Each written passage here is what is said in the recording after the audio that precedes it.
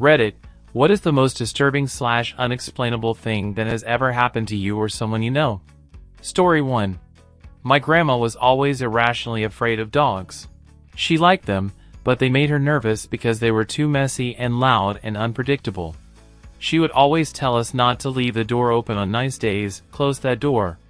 A big black dog might walk in. She had this fear that one day she'd turn around and there'd be a big black Labrador slobbering on her floors. We always laughed at her oddly specific fear. And we knew everyone who lived nearby, and their dogs. The biggest, blackest dog within 1 mile of her house was a Yorkie, so her fear was unfounded. Anyway, years later my grandma passed away. My dad and I had the sad task of clearing out her house. Things were a bit stuffy, so we left the door open to the yard and got to work. After a while we both hear a strange noise and look up. It sounded like panting? We turned around and, I dare you not, there was a big, black Labrador sitting in the middle of the kitchen. Just gazing up at us happily, drooling on Grandma's linoleum. Just like she always said would happen. We lost our sanity. Uncontrollable laughter, crying just a little. Gave the dog scritches and escorted him back outside. My dad shut the door, looked upwards and said, "Sorry, Ma. You were right, she just had to be proven right one last time." Story 2. Developed schizophrenia when I was about 17, had my first attack at work without realizing it and freaked out a bunch. I developed schizophrenia, then had my first schizophrenic attack at war. When I was 19, I was walking home from the library and a cop pulled up to the curb, asking to see my ID. I wasn't sure what was going on, but I showed it to him.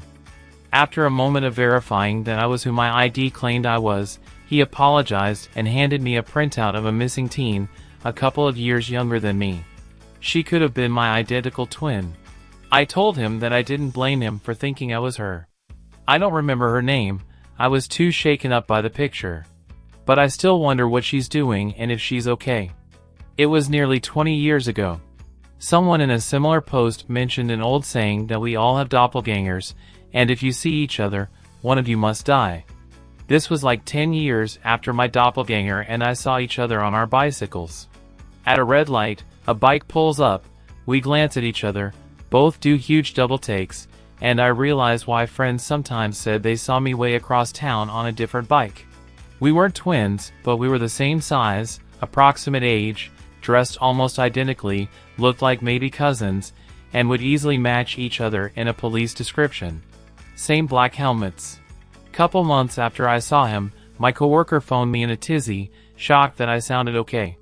Apparently she was looking at me, and I was right out front of where I worked. It was my day off. I was out front in the road, along with my bicycle, squashed under a delivery truck, with people trying to rescue me, and she had been certain that I was dog food. 10 years later, Reddit explains that this is just the normal physics of the supernatural, nothing to worry about unless you are the doppelganger who gets smeared. Story 4. A few years ago, my uncle woke up at around 2 in the morning because of the ringing of a telephone beside his bed. He picked it up, and it was his friend. His friend was asking how my uncle was and such. After a brief conversation, his friend said that he was peaceful where he is, things felt great, and that he's happy. My uncle was glad to hear that and said goodbye. As he put down the telephone, my uncle woke up and realized that he was dreaming. The next day, he heard news about his friend being killed by an intruder in his house at around 1 a.m. I was working with someone once who told me that they were disturbed by a dream they were having with their grandfather. They didn't remember the details, just the end where their grandfather just kept repeating, "I have to go now, I have to go now, I have to go now." Turned out they died of a heart attack that exact same night. Story 5. 2:30 a.m. just made the turn into my neighborhood to get home.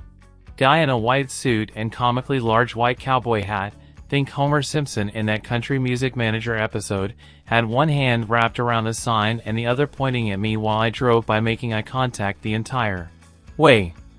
Story 6. So this happened to my mom when she was 14. My mom and her stepdad were watching TV one day when all of a sudden they hear the family dog freaking, like barking its head off. My mom takes a look outside and doesn't see anyone and dismisses it as the dog just being a dog. Anyway, cut to an hour later, my mum heads upstairs to go to bed. Upon reaching the top floor, she notices the light in her room is on. Growing up with prankster brothers, she assumes that they are in her room doing something nefarious. She opens the door preparing to tell her brother to get out of her room and is met with a horrifying sight. Everything in her room is upturned, and on her bed is a disheveled woman who is dressed in my mother clothes. She turns round to see who entered the room, and upon seeing my mother she says, "I'm going to kill you," and lunges at my mother with a pair of clothing scissors.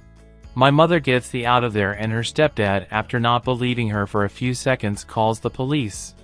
Long story short, this woman had escaped from the local asylum and had sneaked past my mum and her stepdad, which is what the dog had barked at. Story 7. August 16th, 2008. My friend Kelsey died in a horrible river rafting accident. She was a beautiful, wonderful, bright light of a person who died at the young age of 23. Anyways, prior to her leaving on her rafting trip, her and I had bought tickets to the upcoming Radiohead concert on August 19th in Vancouver. She and I shared our love for Radiohead, and a few friends of ours were going to attend with us. Just before she left to go to her rafting trip, she and I were talking, "Hey, what song would you want Radiohead to play that you know they won't play?" Her answer was Just, which is a song from the mid-1990s that was not ever in their set list anymore. I also asked her, "What makes you like Radiohead so much?" And she said Radiohead is music for a rainy day. On August 19th, 3 days after her death, we still attended the concert because we felt it was something that she would have wanted us to do. We were all in the grips of grief, and I didn't really have the spirit to go, but I went anyways. We never gave her ticket to anyone, and we had the ticket torn at the gate because she was coming with us. It was a dry summer day, and March 4th of the way through an absolutely awesome show, Tom York looks up at the sky and says, "Looks like we might get some of that famous Vancouver rain. Let's play something for a rainy day. Haven't played this in a while, so bear with us," or something close to that effect. On comes Just, a song they hadn't played live in forever. Music for a rainy day. It then proceeded to downpour for the next several hours, more rain than I've ever seen in August in Vancouver. The streets were flooded, and everyone at the outdoor show was completely soaked with warm summer rain. She came to that show with us that day. She made it rain, and I'll never forget it. R.I.P. Kelsey, you are sorely missed. Story 8. I have a half-brother who is a lot younger than me. When he was about 2, I was in a hot tub with him and his parents, and he kept wanting to go underwater, and we were trying to explain why he couldn't do that. At some point my stepmother says something like, "If something bad happened to you, Mommy and Daddy would be very sad and miss you very much." My brother said, "Would I go up to heaven again like last time, Mummy?" Probably explainable, but it gave us all the creeps. I also have a friend who has an odd quirk in that she has a phobia of things that swing. For example, she won't sit on a rocking chair or a porch swing, can't stand grandfather clocks, wind chimes, etc. make her very uneasy.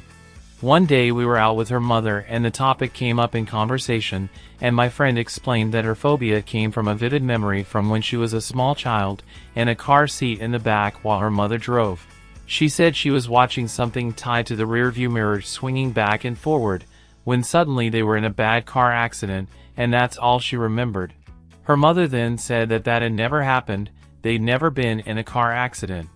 My mom says that I used to say similar things when I was very little, but I have no recollection of it or any other potentially associated memories. She jotted it down in a baby diary she kept after I was born.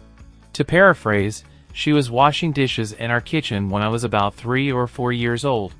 I asked where my other mother was. She thought I was confused and asked me what I meant. I asked specifically for my other mother. We live with my grandpa, he's in a wheelchair. Neither of my grandfathers ever used a wheelchair, and I said my other mother had brown hair. My mom's is red, and I've also never called her mother, always mom or mommy. She got freaked out and never asked me any other questions about them. Story 9. I live in the Netherlands in a small city. Once I was walking home drunk from a friend's house, not a long walk, 15 minutes maybe. Imagine just walking home and minding your business and the person in front of you keeps turning around and looking at you. Every turn you're going to make, this person makes first. Okay, weird. They probably thinks I'm following them. Thankfully they start picking up pace and walk by someone else, so now they can't possibly suspect that I'm trying to follow them. But wait, why do they keep turning around and starting at me? Ah, smart strategy, try to stop me from in front of me. Genius, but I'm not a fool, I have to find a way to lose this person. I'm just gonna stop right here and let this person enter the building. Okay, it's been like a minute, time to go home. I'll just walk into the lobby. Like what? He's just standing there, staring at me. I'm out. I had a situation when I was in college. As I made a left out of the school parking lot, an OPP, Ontario Provincial Police, pulled up behind me. No problem, I'm not speeding, vehicle tags are good, no reason for them to pull me over. I make 2 left turns, still behind me. I take the ramp onto the highway, still behind me. Now I'm getting nervous. Continue on the highway for 10 to 15 minutes, they stay behind me the whole time. Usually in Ontario we drive 20 km/h over the speed limit, it's the norm, everyone does it at least when not stuck in traffic. That day I stayed right at the limit. I take my exit, still behind me. 10 minutes of driving, still behind me. I make a left onto my street, still behind me. Turns out my new neighbor was a police officer, she just waves and goes into her house, meanwhile I'm drenched in sweat. This actually happened to me and some friends. We had just left GOTG2 and we were very high on mushrooms. So as we were heading to my place, a group of teenagers came out in front of us maybe 50 feet from another path and started walking in the same direction as us. We ended up following them almost the entire way to my house before we noticed that they were getting pretty spooked. So we decided to go a different way to not accidentally freak them out any further. I used to work night shift in a call center. My shift ended around 2 to 3 a.m. and I had a 35-minute walk home on the riverbank. Now the riverbank wasn't a highly trafficked area, even less so at 3 a.m. in the morning. So on my way home I noticed this guy on the other side of the street who is kinda walking at the same pace as I am. We parallel walk for about 25 minutes and we get to a bridge over the river, which I was supposed to cross. I see this guy taking a turn on the bridge. Now I don't want to go looking for trouble, but there was literally no reasonable alternate route other than a 40-minute detour. So I cross the bridge as well and ready myself for trouble. At the end of the bridge, in an area poorly lit just above the water level, this guy stops and stares at me. I walk that way expecting the situation to go down. He says, "Hey, why are you following me?" I laughed and we both go our own ways. I read a story on here somewhere a while back about a dude who was driving home and there was a car in front of him the whole way. The car takes all of the turns that he is going to take and eventually pulls into his driveway, and out steps a freaked out lady screaming at him, asking him why he was following her and that she was calling the police. He says something along the lines of, "You're in my driveway," and then walks inside his house. The cops show up to confirm, laugh about it, and then send the crazy lady home. Story 10. I am 30 and there is only one thing that happened in my life that I cannot explain. 15 years ago a friend of mine died. I attended the funeral and went back home. I sat on the sofa to take some time for myself. Turned night and started raining. After a few minutes the TV turned on autonomously, on a channel with just white noise and high volume, so I jumped off the sofa and started calling for my parents. They were out for dinner. So I took the remote and it was warm. Dropped it and left the home until my parents were back. Story 11. I was walking home one evening down the road I still live on when I got that horrendous creeping tremble between my shoulders and up my neck that I had only ever had when walking alone in a city. I was being followed by some creepy man, a whole different story. So I was looking around me, trying to figure out why I felt like this on a quiet country road in broad daylight. Finally, I noticed a figure across the field next to the road, too far away for me to see any details. I just put it down to the farmer checking his crop and carried on walking. You know, kudos to my spidey senses for picking up someone so far away. It was right across a 20-acre field.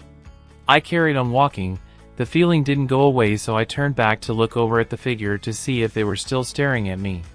I was getting annoyed by the thought that some weird bloke was just watching me, even from that far away. This is where things got weird.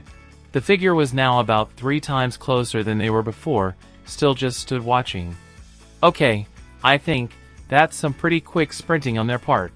Too quick, particularly in waist-deep barley, but whatever. I look away again, pick up the pace a bit. I'm only half a mile or so from home at this point. I'm also cursing myself for leaving my phone at home because I really wanted to call someone to help. The feeling gets worse, and for about 200 yards I don't look into the field. I just march on, determined to reach home. Finally, though, the feeling gets so bad I stop dead and turn around. This figure, whatever it was stood on the road about 50 yards back. Close enough to see details, of which there were none. It was just shadow, from which I could see arms, legs, a head, but no features. No shirt color, no face, nothing. In broad daylight. I study this figure for a moment before taking a step back, and another. It just stays put, so I shouted something like, "Hey, can I help you?" And it doesn't move, so I turn around and book it the last bit home. I was wearing riding boots, too, which are tough to run in, so I was skidding and sliding all over. When I reached my door, I took a quick look behind me. It was stood at the top of the driveway, watching me. I get in, slam and lock the door, and look out of the window. It was gone. Do I know what it was? Nope. Do I want to know? Also, probably not. Story 12. When I was around 5 years old, I woke up one night and saw two glowing figures walking in the hallway, passing by my room every now and then. They were glowing, but in a sort of strange way. They were not giving off light to the surrounding. Their surroundings were as dark as they used to be, as if the figures can't affect the things around them. They were silhouetted, brightly vivid silhouetted without any visible details. However, I could vaguely make them out as humanoid, with one appeared to be male and another appeared to be female. They were walking in slow motion across the hallway. Up and down the hallway in this trance-like movement, as if they were drifting across the floor. They kept on going and going and going. I put my blanket over my head and tried not to look at them. I was terrified. I didn't know what they were, and they seemed so real to me, and that's more than enough to make me almost wet my pants. Somehow I fell asleep after hiding in the blanket for a while. Next day I told my parents about what I saw. They dismissed it as I was dreaming. I was not.